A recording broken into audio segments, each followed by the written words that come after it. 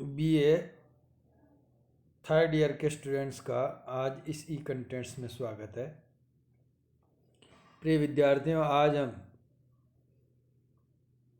BA part third के संस्कृत साहित्य की प्रथम प्रश्न पत्र की अत्यंत महत्वपूर्ण पुस्तक श्रीमद् भगवद गीता के तृतीय अध्याय के श्लोक संख्या 31 से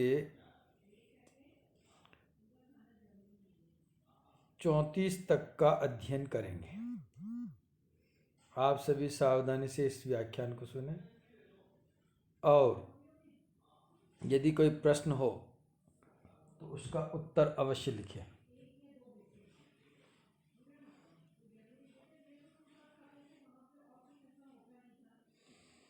श्लोक संख्या 31 इस प्रकार है।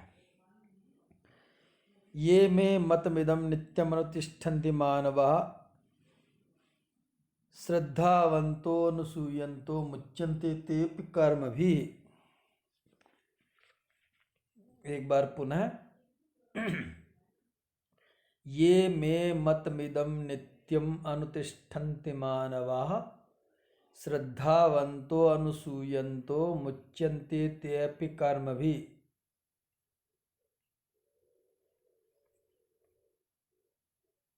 इस पद्य में कुल 13 पद है जिनको संधि विच्छेद के द्वारा ज्ञात किया जा सकता है। इस श्लोक का पद विभाजन इस प्रकार है। ये में मतम इदम नित्यम अनुतिष्ठन्ति मानवाः श्रद्धावन्तः अनुसूयन्तः मुच्यन्ते ते अपि कर्मभिः।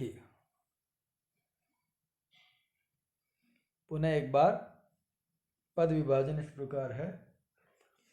ये में मतम इदम नित्यम अनुतिष्ठन्ति मानवाः श्रद्धावन्तः अनुसूयन्तः मुच्यन्ते ते अपि कर्मभिः।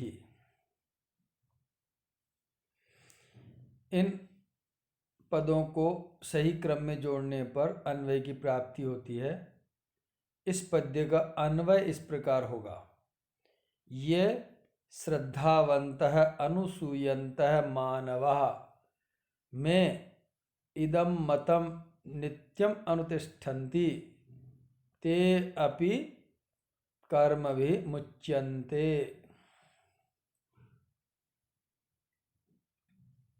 एक बार पुनः अन्वय इस प्रकार है।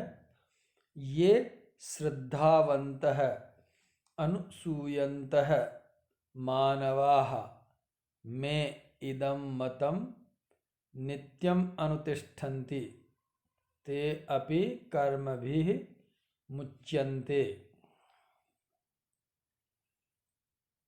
इसका अर्थ इस प्रकार होगा।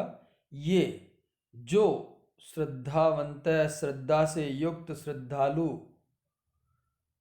अनुसूयंत और दोष रूपी बुद्धि से रहित मानवः मनुष्य में मेरे इदम मतम इस मत को नित्यम अनुतिष्ठन्ति नित्य ही अनुसरण करते हैं, व्यवहार में लाते हैं। कौन सा मत है भगवान श्री कृष्ण का? हमारी आत्मा कर्ता या भोक्ता नहीं है, किंतु संपूर्ण कर्ता भोक्तापन प्रकृति के गुणों में ही है। इस मत का लगातार अनुसरण करते हैं। ते अपि वे भी समय के अनुसार इस ज्ञान का साक्षात करके कर्म भी मुच्यन्ते कर्म से छूट जाते, कर्म के बंधन से छूट जाते हैं। एक बार पुनः अर्थ इस प्रकार होगा।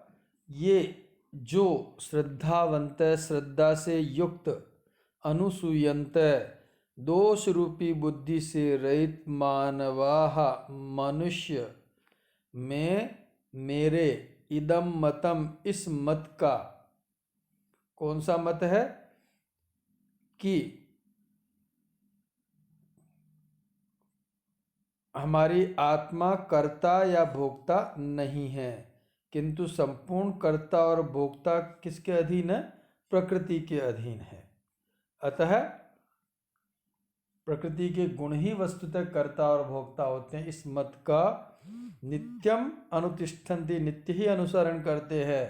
ते अपि, वे भी समय पाकर इस ज्ञान की शक्ति से, ज्ञान की सामर्थ्य से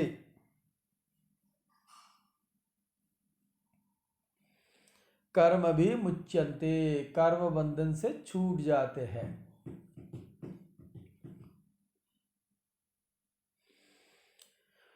अब इसकी व्याख्या इस प्रकार होगी।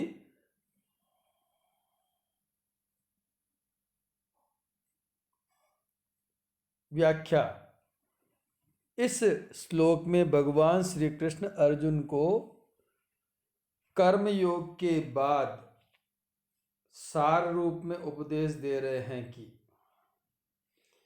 कि कोई भी वस्तु या ज्ञान एकदम समझ में नहीं आता है। यदि उसे पौने पुण्य यानी अनेक बार सुना जाए तो ही धीरे धीरे प्राणी अभ्यस्त होकर के उस बात को जानने लगता है, समझने लगता है, और फिर उसे तदनुरूप आचरण करने में किसी भी प्रकार की कठिनाई नहीं आती है। यहां पर इसी तथ्य को भगवान श्री कृष्ण कह रहे हैं कि जो श्रद्धा युक्त, क्योंकि ज्ञान श्रद्धा युक्त व्यक्ति को ही मिलता है और दोष बुद्धि से रहित व्यक्ति को मिलता है। तो इसलिए दो गुण इसमें होने चाहिए सीखने वाले में, सीखने की प्रवृत्ति वाले में, कि जो श्रद्धा युक्त है एवं दोष रहित है, ऐसा मनुष्य मेरे इस मत का हमेशा ही आचरण करता हो, व्यवहार में लाता हो, प्रैक्टिस करता हो। कैसे व्यवहार की, कैसे मत की? कि सारा कर्ता और भोक्ता आत्मा नहीं है बल्कि प्रकृति के तीन गुण हैं। इस मत का लगातार अनुसरण करता है, अभ्यास करता है और उसको व्यवहार में ले आता है, तो ऐसा व्यक्ति, ते अपि, ऐसे व्यक्ति भी कर्म भी मुच्यन्ते, कर्म बंधन से छूट जाते हैं, क्योंकि धीरे धीरे अभ्यास करने से उनके कर्मों के बंधन ढीले पड़ जाते हैं और वो उस कर्म बंधन से छूट जाते और मुक्त हो जाते हैं।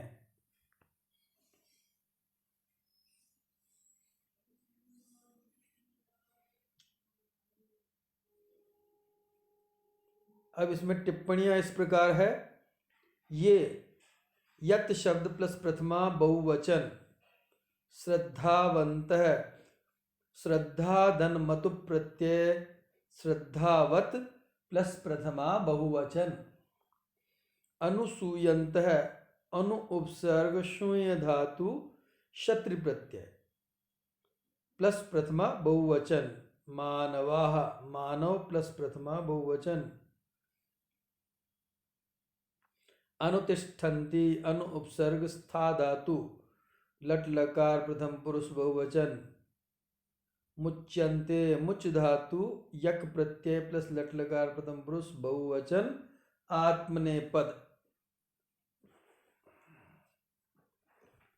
यहां पर आत्मनेपद है।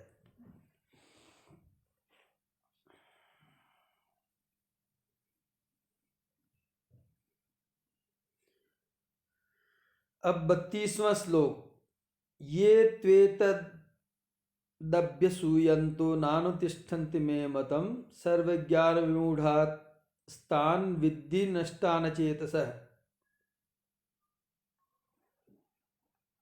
एक बार पुनः, ये त्वेतदभ्यसूयन्तो नानुतिष्ठन्ति मे मतम सर्वज्ञान विमूढ़ान् स्तान विद्धि नष्टान चेतसः।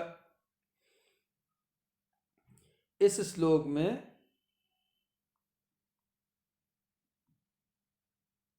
13 पद है। उन 13 पदों को पद विभाजन या संधि विच्छेद के द्वारा ज्ञात किया जा सकता है। इनका पद विभाजन या संधि विच्छेद इस प्रकार है।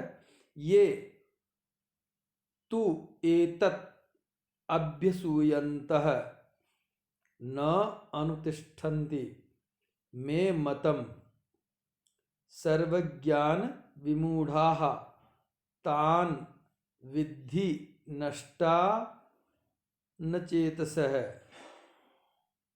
अचेतसः। एक बार पुनः,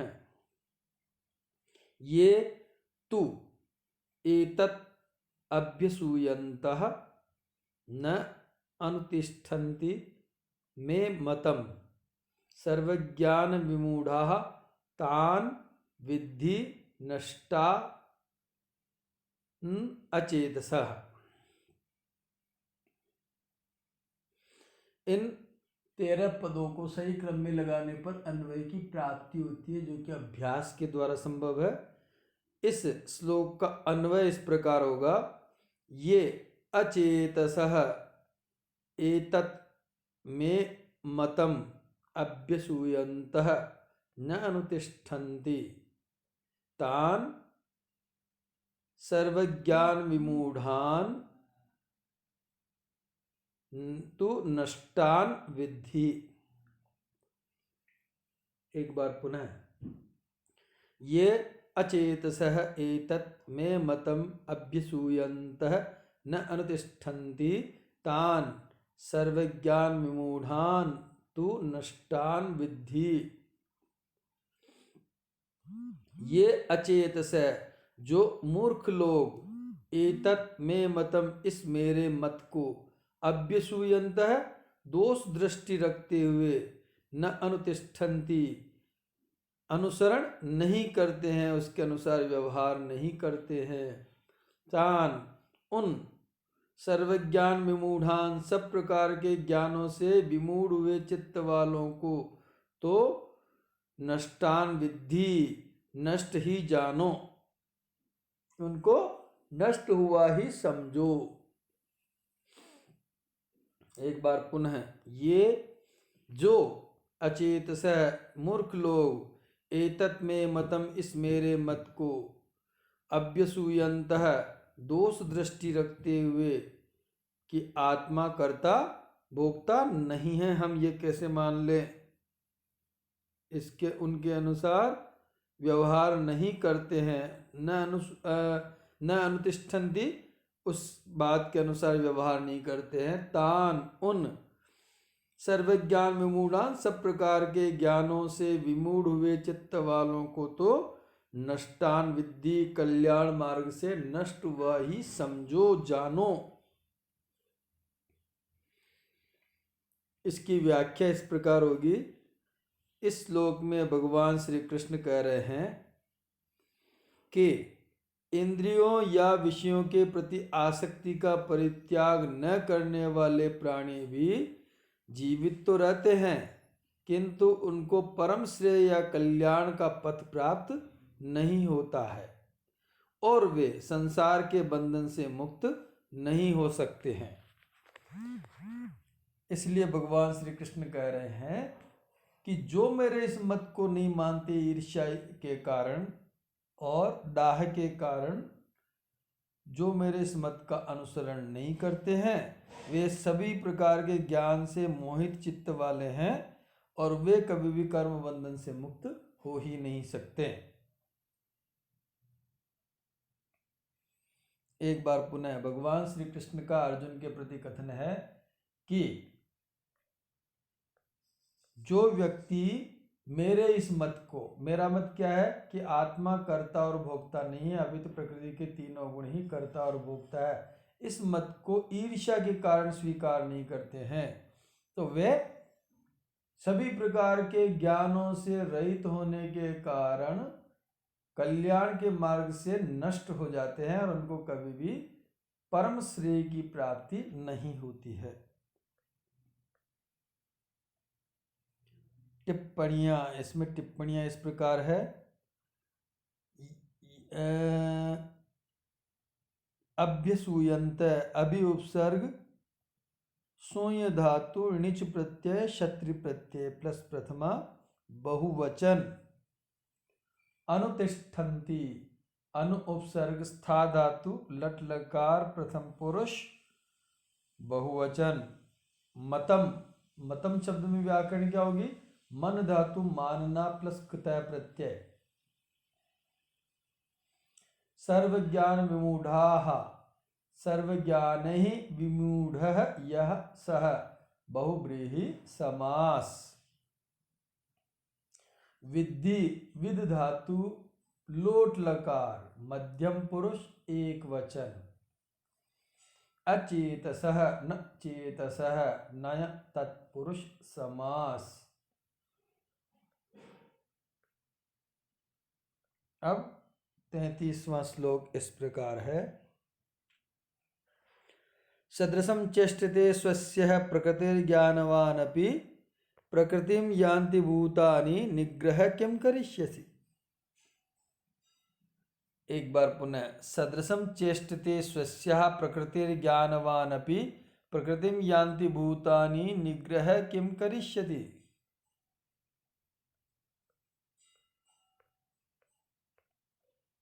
इसमें 12 पद हैं इस पद्य में, जिसको कि पद पाठ या पद विभाजन की दृष्टि से देखा जा सकता है। इसके पद विभाजन इस प्रकार है।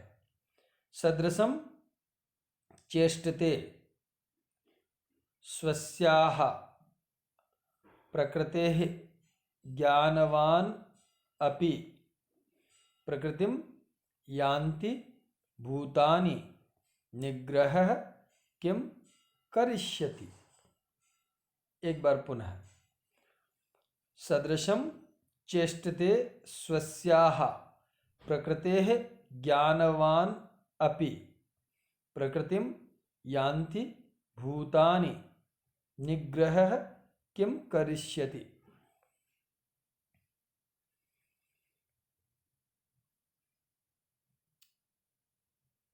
इसका इन पदों को सही क्रम में जोड़ने पर अन्वय की प्राप्ति होगी, जो कि इस प्रकार है। ज्ञानवान अपि स्वस्याः प्रकृतेः सदृशं चेष्टते एवं भूतानि प्रकृतिं यान्ति निग्रहः किं करिष्यति। एक बार पुनः। ज्ञानवान अपि स्वस्याः प्रकृतेः सदृशं चेष्टते